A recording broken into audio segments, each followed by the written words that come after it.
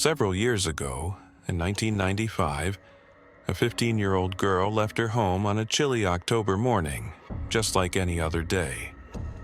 She was on her way to work, yet she never appeared. Hours passed into days, days into weeks then. The worst was feared.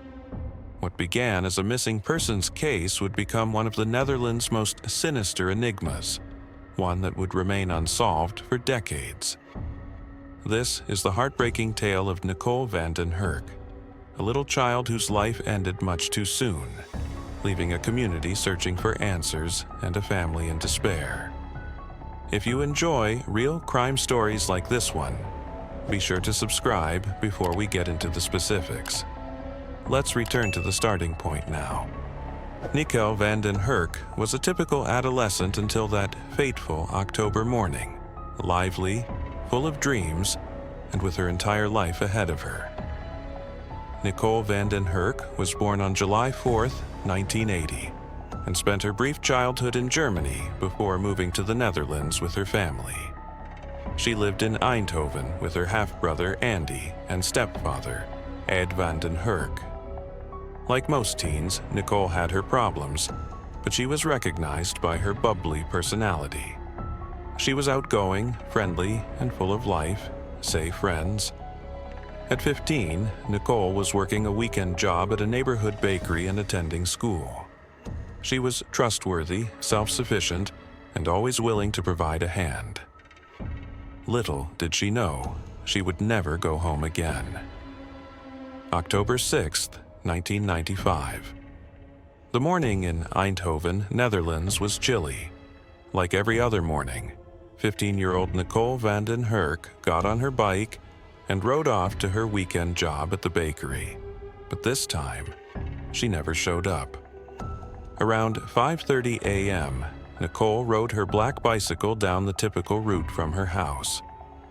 There were still very few people on the streets. Hours passed. The employees at the bakery realized Nicole had not arrived at work. This was not Nicole.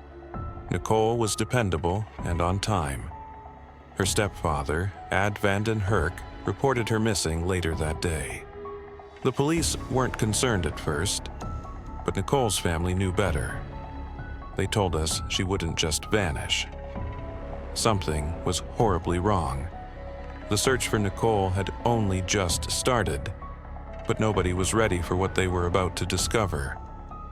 When Nicole was first reported missing, her family, friends, and the whole Eindhoven community joined forces. Search groups were organized. Flyers with her picture were put up everywhere. Days became weeks. Nicole was nowhere to be found. The police began to explore other possibilities.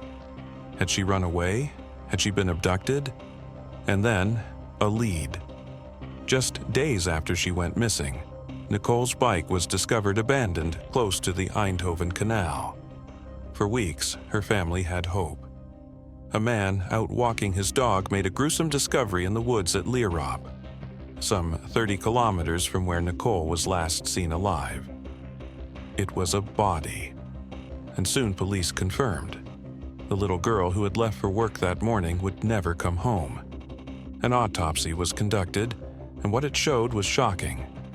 Early on, police lacked strong leads, suspicion, rumors, but no arrests. The case stalled. But then, decades later, a stunning break in the case changed everything. Nicole van den Hurk's case was a mystery for years.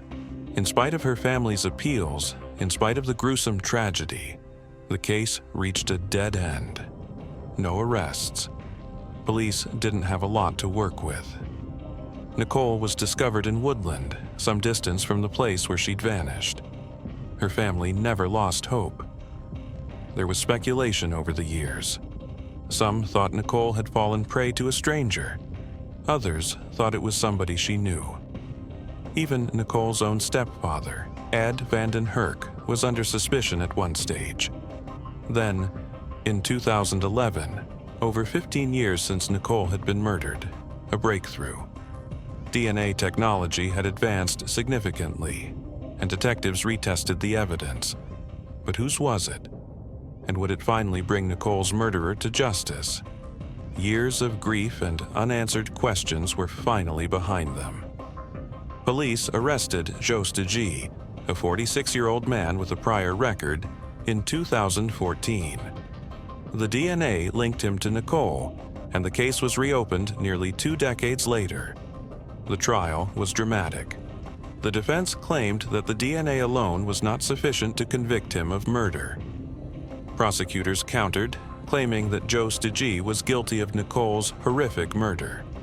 Jost G. was convicted, not of murder, but of rape and manslaughter. He received a 12-year prison sentence. For Nicole's family, it was a bittersweet moment. Her brother, Andy, was among the most vocal in calling for the case to be reopened. He'd even gone so far, at one point, falsely confessing to Nicole's murder just to get authorities to re-examine the evidence. Nicole's case was a milestone in Dutch criminal history. It demonstrated the strength of forensic progress and how even cold cases from decades ago could be cracked. Even though Nicole's life was cut short in a cruel way, her case demonstrated that justice, no matter how long it takes, can be delivered. Rest in peace, Nicole. You will never be forgotten. The tragic story of Nicole Vanden Hurk is a sobering reminder of how precious life is. Nicole had her entire life ahead of her at the tender age of 15, a life that had been cruelly robbed from her by a violent crime.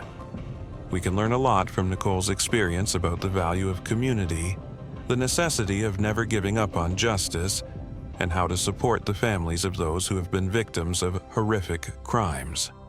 Today, we still see many families searching for their missing loved ones. Hopefully, urge you to share this video and spread awareness about missing persons and cold cases if Nicole's story has touched you.